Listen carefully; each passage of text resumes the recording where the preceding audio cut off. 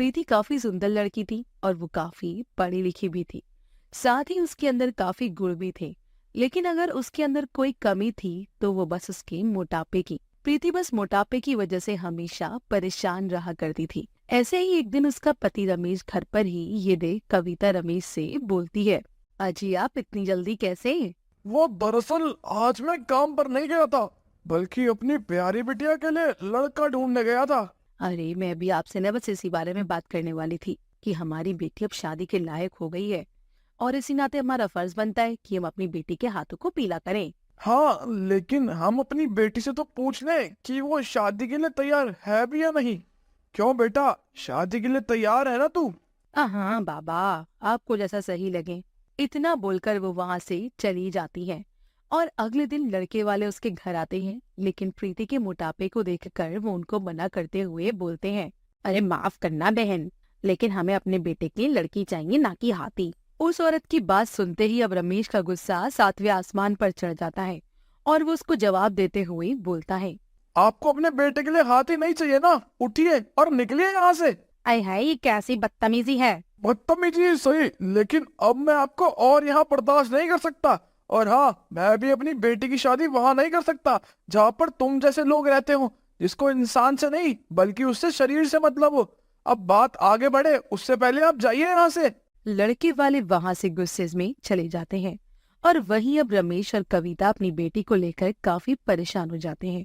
ऐसे ही समय गुजरता है और एक दिन कविता की दोस्त रेनू, जो कि काफी अमीर थी और उसकी पड़ोसी भी थी, वो उसके घर आती है और कहती है, अरे रेनू तू यहाँ? ओहो हाँ मैं ही यहाँ आ गई हूँ, बस मैंने सोचा कि तू तो आएगी नहीं तो मैं ही आ जाऊं। अरे नहीं नहीं ऐसी बात नहीं है, वो दरअसल तू इतनी अमीर है और मैं इतनी गरीब, तो बस तेरे घर आने में इसलिए शर्म आ रही थी। ओहो कविता, बना दिया ना तूने मुझे छोटा। अरे हम बचपन के दोस्त हैं और तेरा मेरे अलावा कोई दोस्त भी तो नहीं है, तू तो ऐसे मत बोल। इस तरह अब दोनों आपस में बातें करने लगते हैं। तभी कविता के घर रेनू का बेटा ऋतिक रेनू को ढूंढते हुए आ जाता है, जहाँ उसकी टक्कर प्रीति से हो जाती है और उन दोनों को देख रेनू बोलती है, कविता देख दोनों बच्चे कितने प्यारे लग रहे हैं ना साथ में। हाँ हाँ क्यों? नहीं नहीं बस मुझे यूं ही अच्छा सा लगा। अच्छा एक बात सुन, तेरी बेटी का रिश्ता हो गया क्या?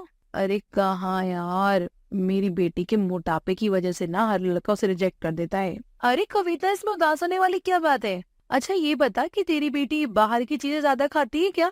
अरे नहीं, वो तो बस पूरा दिन में एक ही रोटी खाती है, लेकिन फिर भी देख। हाँ तो क्या हुआ, अगर हमारी प्रीति मोटी है तो उसके लिए रिश्ता क्यों नहीं मिलेगा? अब मैं तेरी बेटी को अपने घर की बहू बनाऊंगी। उसकी बात सुनकर कविता की आंखों में ये आंसू आ जाते हैं। ऋतिक वही था।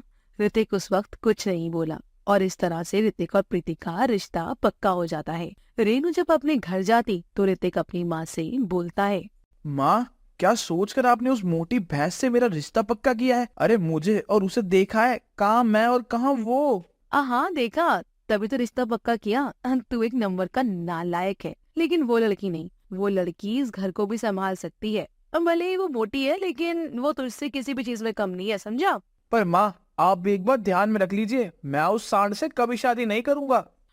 अगर तूने मेरी पसंद से शादी नहीं की ना तो मैं भी नहीं रहूंगी, मैं भी जहर खाकर अपनी जान दे दूंगी। रेनू की ये बात सुनकर ऋतिक को अब ना चाहते हुए भी अपनी माँ की बात माननी पड़ती है। वो अपनी माँ की बात को मान जाता है, लेकिन वो अपनी माँ से बोलता है, माँ, आपके कहने पर मैं उस फुटबॉल से शादी तो कर रहा हूँ, लेकिन आप भी मेरी बात कान खोल के सुन लो, मैं उसको कभी भी अपनी पत्नी का दर्जा नहीं दूंगा। इतना बोलकर अब ऋतिक वहाँ से चला जाता है और अगले कुछ दिनों में प्रीति और ऋतिक की शादी हो जाती है। शादी के बाद प्रीति अपने घर की सारी जिम्मेदारियां अच्छे से संभाल तो लेती है, लेकिन उसको हर काम करने में देरी होती थी। ऐसे ही एक दिन ऋतिक प्रीति से कहता है, प्रीति, प्रीति, क्या हुआ ऋतिक जी?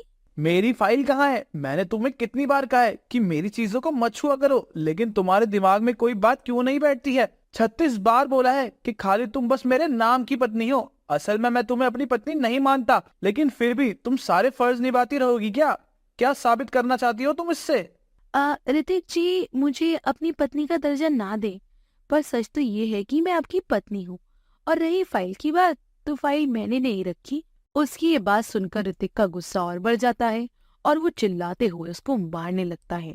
ऋतिक की आवाज सुनकर वहां ऋतिक की माँ रेनू आती है और ऋतिक को प्रीति के साथ ऐसा व्यवहार करता देख रेनू अपने बेटे को एक जोरदार थप्पड़ मारते हुए बोलती है, ये क्या बदतमीजी है ऋतिक। अरे तू औरत पर हाथ कैसे उठा सकता है? तुझे पता है जब मैंने तुझे जन्मा था ना तो मेरा सीना बहुत ही चौड़ा हो गया था। मैंने सोचा था कि मैंने एक मर्द को जना है, वो मर्द जो किसी औरत को नहीं दबाएगा। लेकिन तूने एक औरत के ऊपर हाथ उठाकर ये साबित कर दिया कि तू भी मक्कार है। और हाँ, फाइल उसने नहीं बल्कि मैंने रखी तेरी अलमारी में। माँ पहले बताना था ना यार।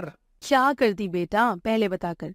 अगर पहले बता दिया होता तो तेरा असली रूप नहीं देख पाते। हाँ, मम्मी जी आप बीच में मत आओ। और ये आज का नहीं है, ये तो रोज मुझ पर हाथ उठाते हैं। हाँ, मैं भी इसको चुपचाप जुल्म को सहन करती रहती हूँ। हाँ, मैं भी तो देखना चाहती हूँ कि आखिर कब तक मुझे यूं इस तरह मारेंगे। ऋतिक जी मैं मोटी हूँ बस, इसलिए आप मुझसे नफरत करते हैं ना, क्योंकि मैं जानती हूँ कि मैं खराब नहीं दिखती हूँ। प्रीति के इस सवाल से ऋतिक की बोलती बंद हो जाती है और वो चुपचाप खड़ा रहता है। उसकी चुप्पी देख प्रीति एक बार फिर बोलती है, हाँ, ऋतिक जी अगर मुझ जैसी मोटी बीवी से आपकी इंसल्ट होती है ना तो मैं कहीं और चली जाऊंगी। और आप भी किसी लड़की को उसके शरीर को कभी जज मत करना। खुश रहना आप।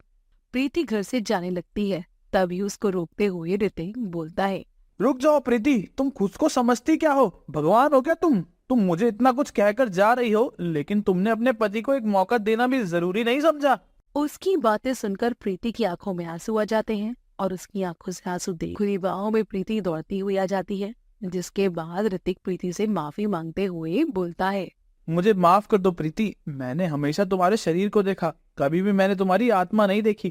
काश मैंने तुम्हारे दिल को देखा होता तो शायद आज मुझे अपनी माँ के हाथ के थप्पड़ और अपनी बीवी के मुंह से ताने सुनने को नहीं मिलते। और अब तुम बिल्कुल भी चिंता मत करना, मैं तुम्हें ठीक करने में पूरी मदद करूंगा।